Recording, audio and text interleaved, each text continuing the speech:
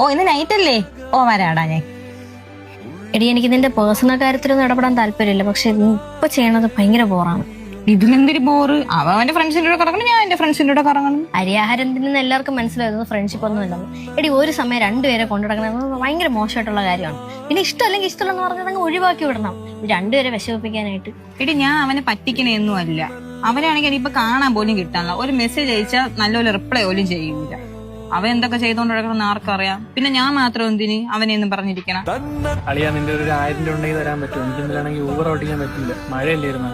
അവൾക്കാണെങ്കിൽ ഞാൻ ഡ്രസ്സ് വാങ്ങിച്ചു കൊടുക്കാന്ന് പറഞ്ഞു പോയി. എങ്ങനെയും കറക്കിത്താ 2 ദിവസം കഴിഞ്ഞ് തിരിച്ചു തരാം. അളിയ എനിക്ക് നിനക്ക് പൈസ തരണേനൊന്നും ഒരു കുഴപ്പമില്ല അളിയാ. പക്ഷെ നിന്റെ ഇല്ലാത്ത അവസ്ഥയൊക്കെ അവളൊന്ന് മനസ്സിലാക്കണം. ഒരു റിലേഷൻ ആകുമ്പോൾ രണ്ടുപേരും മനസ്സിലാക്കി പൊരുത്തപ്പെട്ടു വേണം പോകാനുള്ള കേട്ടാളിയ. അങ്ങനെയൊന്നും അല്ലടാ, അവളെല്ലാരും പോലെയൊന്നും അല്ല. അവൾക്ക് എന്റെ എല്ലാ അവസ്ഥയും മനസ്സിലാവും. നീ എന്റെ ഗർഫിലെ അഷ്കറിന്റെ പൈസ വാങ്ങിച്ച് നീ അവൾക്ക് ഫോൺ വാങ്ങിച്ചു കൊടുത്താ. അവ ഇന്നലെ എന്നെ വിളിച്ചുള്ളൂ കേട്ടോ. ബാക്കി പൈസ എങ്ങനെയെങ്കിലും നാളെ കറക്റ്റ് ചെയ്ത് കൊടുക്കാനാണ് പറഞ്ഞത്. നീ അതും കൂടെ ഒന്ന് നോക്കുക കേട്ടോ. എടാ ഞാൻ എങ്ങനെയും 2 ദിവസത്തിനകത്ത് കറക്റ്റ് ചെയ്ത് കൊടുക്കാം. നീ ഒന്ന് അവന്റെ അടുത്ത് പറ കേട്ടാ.